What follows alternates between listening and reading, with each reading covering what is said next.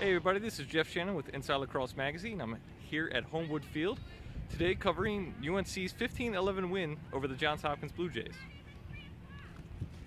It was a big game for North Carolina's midfield offense. We saw huge performances from Michael Tagliaferri with 3 goals and Shane Simpson with 2 goals and 3 assists. Chris Cloutier, attackman, got into it with 4 goals, and Steve Pondrello added 3 unassisted scores. Johns Hopkins' offense came from Shaq Stanwyck, who scored 2 goals and 5 assists, and Ryan Brown, who had a hat trick for the day.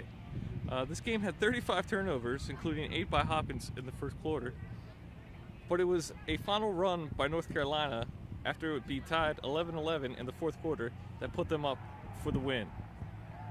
North Carolina improves to 3-1 on the season, while Johns Hopkins falls to 1-2 on the year.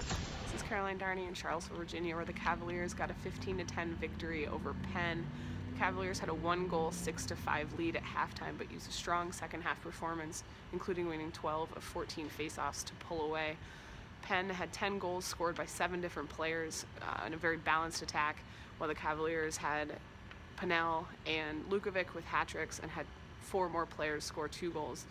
Next up, Penn plays Penn State, and Virginia hosts the Syracuse Orange in an ACC matchup here in Charlottesville, televised by ESPNU, which will be Friday at 5:30 p.m.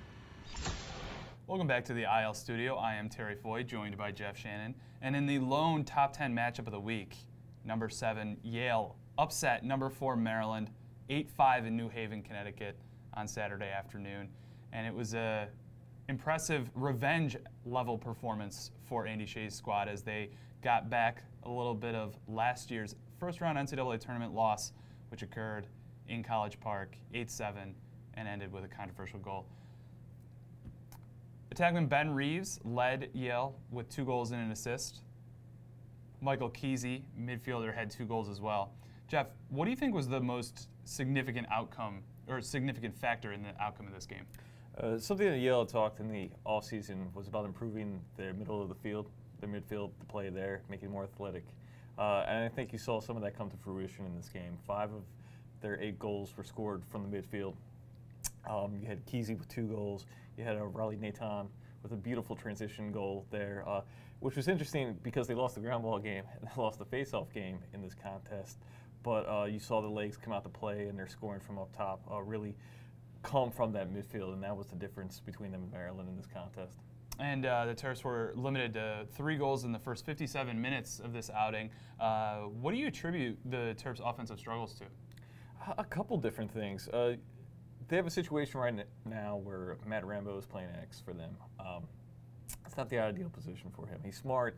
He's has great intelligence there, but they could probably use someone who's a little faster dodger from there. And more perfectly, Matt would play above GLE, being a shooter, kind of ending those plays. He had 1 goal and 3 assists in this contest. I think an ideal Maryland offense would have him have 3 goals and 1 assist there. And then after that, you need to see more production from their midfield. Heacock today had 2 goals and an assist, but West, Cole, and their transfer Young, highly talented transfer, didn't score a goal today. They got to get some better production from those guys. Really impressed by Colin Heacock. He looked like a guy who was able to win his matchups consistently, particularly dangerous towards the end of the game. But getting back to Yale and the Ivy League, when you factor in a top 5 win for the Elis as well as number 8 Browns 16-14 win over Stony Brook, how do you feel like this, or what do you feel like this says for the top of the Ivy League? Top of the Ivy League is going to be very competitive. We always see that within it. But I think what's nice to see is they just won't be competitive with themselves. There's some real national powers in this crew, and they're going to be very legitimate powers. You see Brown building around offense. Yale, we talked about their athleticism in the midfield, but it's really their defense that's going to set them apart in that league. And then even teams that we saw a close loss by Princeton today, a close win by Cornell. It's going to be very competitive, but it's not going to be, oh, they're just playing themselves. It's going to be, oh, these guys could really challenge for national recognition. Dan Abram for Inside Lacrosse here at Johnny Unitas Stadium, where I just saw Towson defeat Georgetown 10-7. It was a great day for the Tigers. They jumped out to a 6-1 lead late in the second quarter before Georgetown scored 3 goals to rally some momentum going into the second half. However, in that second half, Georgetown really couldn't get it together. They only managed 1 goal in the third quarter and scored 2 goals in the final minutes, but by that time, the game was out of their reach. It was a great day for Towson's Ryan Drenner. He had a career high in points with 4 goals and 3 assists. Joe Sider scored twice as well for the Tigers, and Ian Kirby pitched in 2 goals on Man Up. For Georgetown, it was a great day for Daniel Vaccaro, with the freshman scoring 3 goals. Towson, now 3-0. They've got Loyola next on their schedule. As for Georgetown, they fall to 0-2. Welcome back to the IL studio. Jeff, when Saturday got started, we thought it was going to be all about Patriot League madness.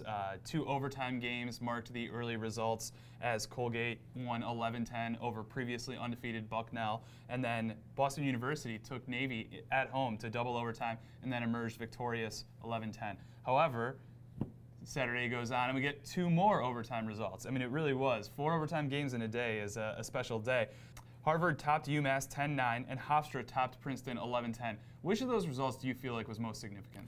To me, you got to say Boston University's win over Navy was the most significant. This was a unranked team beating a ranked team. I think anytime you see that, that's important. This is a conference win for Boston University, and it showed some of their strengths. Christian Carson Bannister had a tremendous day in goal for them, and he had 4 saves in the double overtimes, 2 in the first and 2 in the second that were just tremendous. And then James Burr, who's been the rookie phenom of the season so far for me, scores the game winner in the second overtime. He has 3 goals on the day. A huge win for them for multiple reasons. 1, just for the national recognition, and 2, big Patriot League win to start the season. Shout out to Coach Ryan Polly, who has to be really enjoying the victory, savoring one over a Navy team that kind of sent their 2015 promising start into a little bit of a tailspin. They were 6-2 when they went to Annapolis and didn't win again for the rest of the season after coming home with a loss. You know, just a special mention to Hofstra, who you know, kind of managed to keep a little bit of distance between themselves and Princeton throughout the course of the game, and then able to overcome a Tiger comeback to win in overtime.